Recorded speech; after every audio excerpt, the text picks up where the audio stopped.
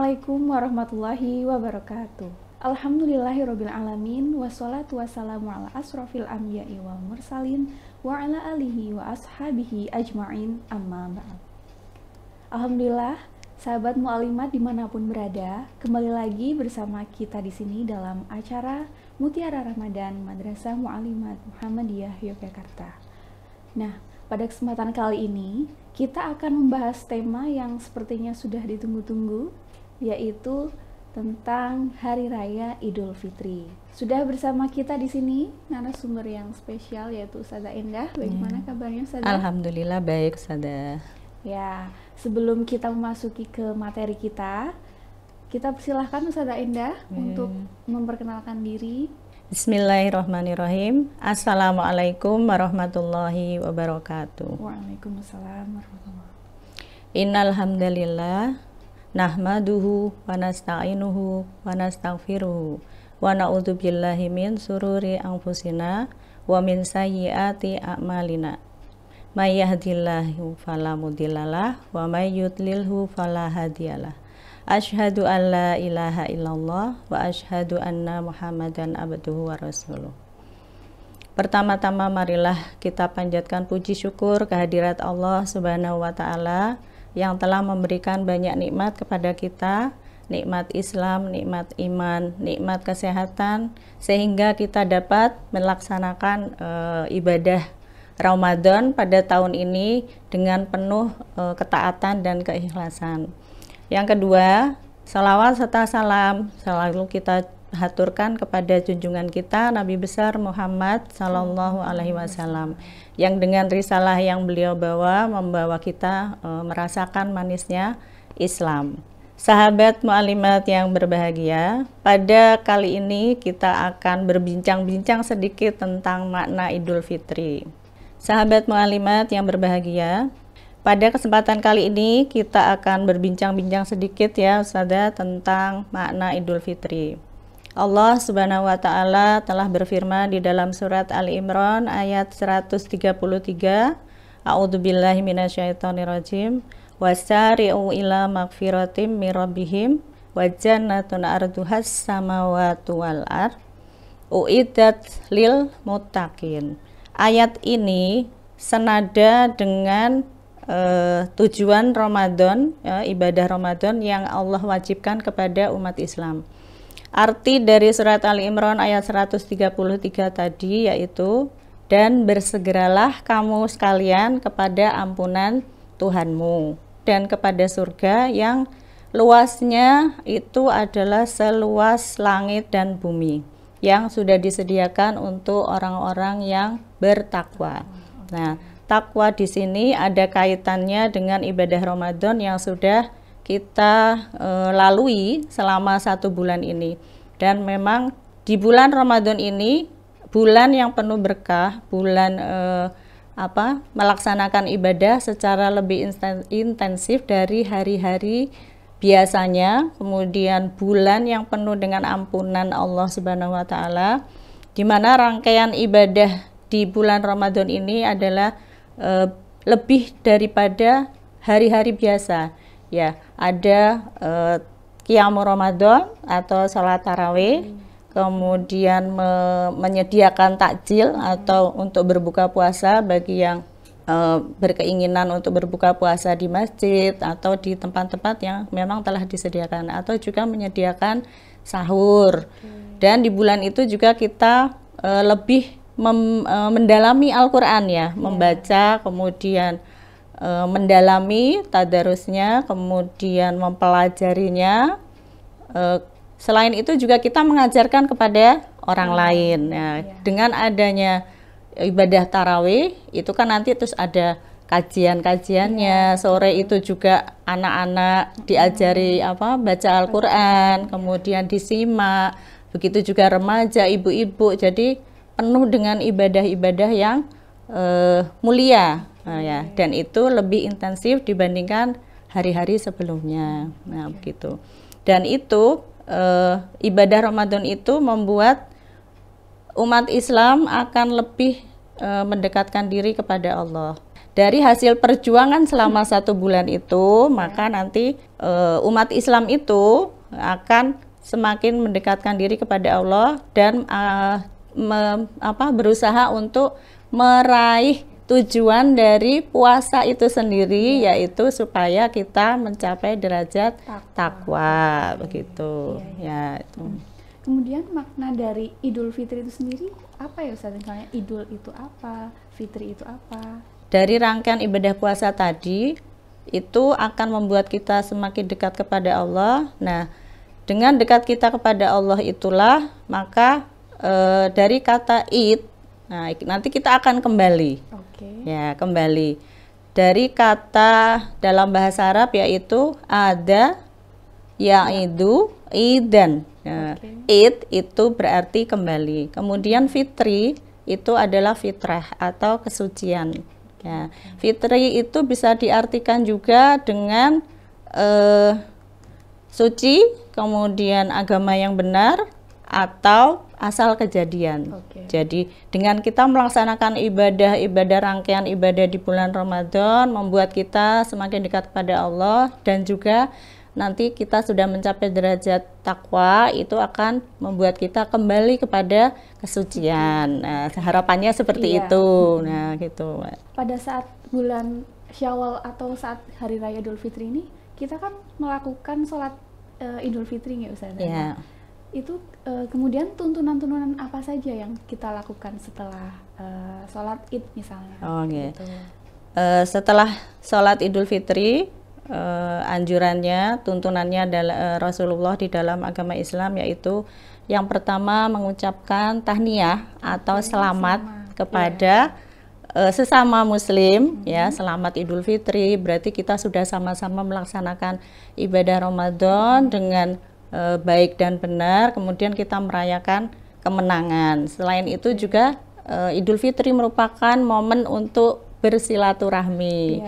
Karena banyak sekali ya orang istilahnya tuh bela-belain pulang ketemu keluarganya gitu. Dan di sini juga ada unsur apa ya, silaturahmi, kemudian memohon maaf ya, baik itu kesalahan yang dirasa disengaja ataupun tidak. Nah, dia akan kembali, jadi seperti ingin kembali ke rumah, ingin kembali ke keluarganya untuk merasakan dan melaksanakan momen kebersamaan dalam Idul Fitri yang penuh bahagia.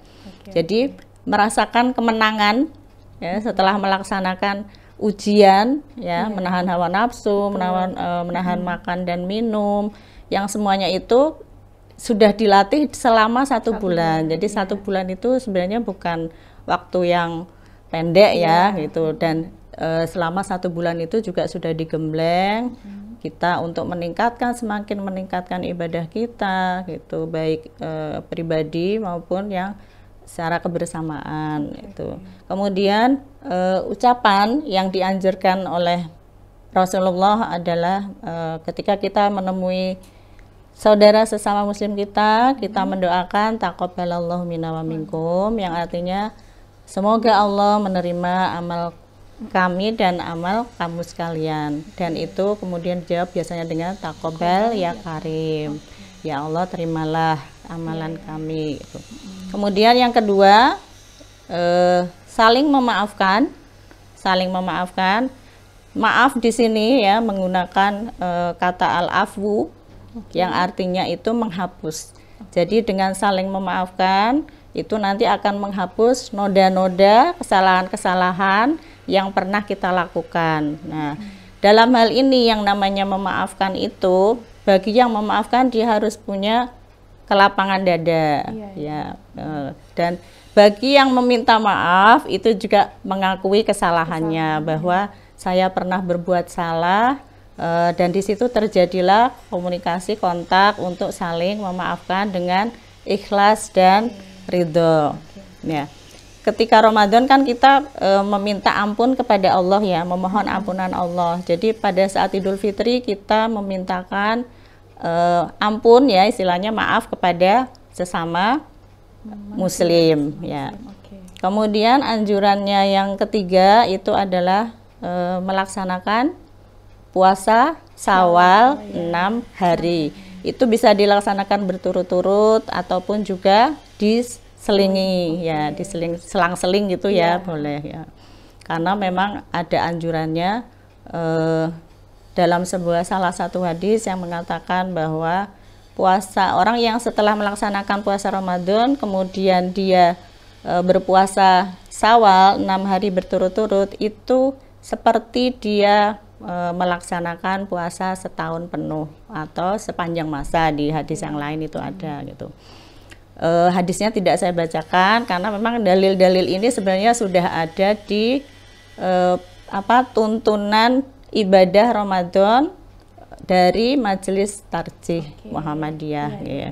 Kemudian tuntunan yang keempat adalah bila ada yang meninggalkan puasa karena halangan syar'i ya, bukan karena disengaja, maka segera mengqadha ya sebanyak hari yang ditinggalkannya ya. Kalau untuk ibadah-ibadah yang lain saya rasa itu sudah dibahas oleh yang lain-lain ya. Terima kasih Ustazah. Kemudian mengapa Idul Fitri ini sering disebut dengan Lebaran? Kemudian apa kaitannya Lebaran itu sebenarnya apa, Ustazah? Ya, Lebaran kita sering mendengar kata Lebaran. Nah, Lebaran itu kalau berasal dari bahasa Jawa lebar. Oh, lebar. Ya, lebar itu berarti selesai. Sudah selesai. Kita sudah selesai melaksanakan ibadah puasa Ramadan selama satu bulan. Satu bulan itu kan kadang 29 hari, kadang 30 hari. Nah, dengan kata lebaran berarti lebar ibadah Ramadannya. Sekarang kita merayakan kemenangan di hari raya Idul Fitri. Jadi memang Idul Fitri ini sering disebut dengan hari rayanya umat Islam gitu. Setelah menahan berbagai macam hal-hal yang tidak baik, kemudian kita berusaha meningkatkan ibadah kita supaya bisa meraih derajat ketakwaan itu tadi, maka kita merayakan hari raya. Ya, saya mau bertanya lagi, Ustazah. Apakah hari raya Idul Fitri ini kita harus beli baju baru atau misalnya biar kita terlihat mungkin lebih cantik atau lebih ganteng dari sebelumnya? Kan kita pas hari raya ini kita kadang biasanya beli baju. Nah, ini apakah dianjurkan atau bagaimana, Ustazah? Ya, kalau momen merayakan kemenangan itu memang bermacam-macam bentuknya ya. Tapi kalau untuk berlebih-lebihan, kita harus melihat juga kepada orang lain, kan ada juga yang tidak mampu. Jadi merayakan kemenangan atau merayakan hari raya Idul Fitri ini bisa dengan cara kita semakin bersyukur. Terima kasih Ustazah. Nah, pada saat momen Idul Fitri atau Lebaran ini justru malah orang-orang lebih familiar dengan kalimat minal aidin wal faizin ini. Nah, kemudian kaitannya apa ya Ustazah? Dengan padahal tadi kan tuntunannya kan taqabbalallahu minna wa minkum. Nah, sedangkan orang-orang lebih familiar dengan yang minal aidin wal faizin ini, Ustazah. Ya. Sebenarnya itu mungkin sama-sama doa ya.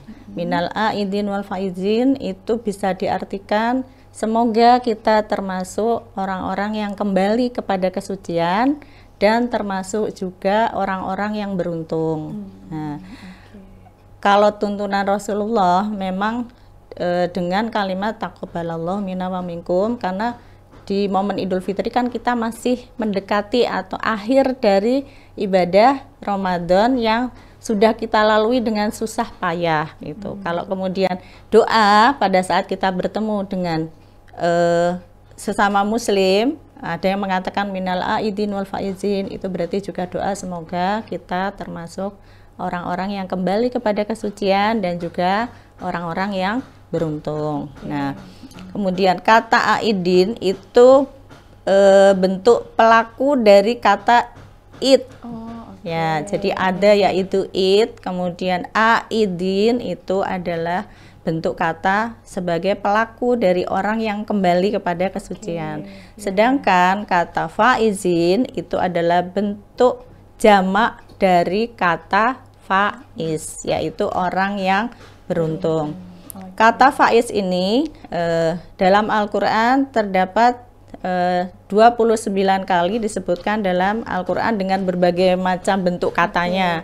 Ada fauz, ada faizin, kemudian ada mafaza, dan ada juga yang faza. Dengan kata faizin juga ada. Yang semuanya itu dari berbagai macam bentuk kata itu semuanya mengandung makna pengampunan Allah kepada yang bersangkutan, ya, dan juga akan mendapatkan kenikmatan surga. Jadi nanti kata al-faizin ini, orang yang beruntung berarti dia beruntung mendapatkan pengampunan Allah dan beruntung mendapatkan kenikmatan surgawi yang dijanjikan oleh Allah. Nah, itu jadi orang-orang yang beruntung dia memang beruntung sekali ya. Contohnya mungkin nanti bisa dilihat di surat Al-Hasyr ayat 20, kemudian surat Ali Imran ayat 185, itu isinya adalah tentang orang-orang yang beruntung yang mendapat kenikmatan surga.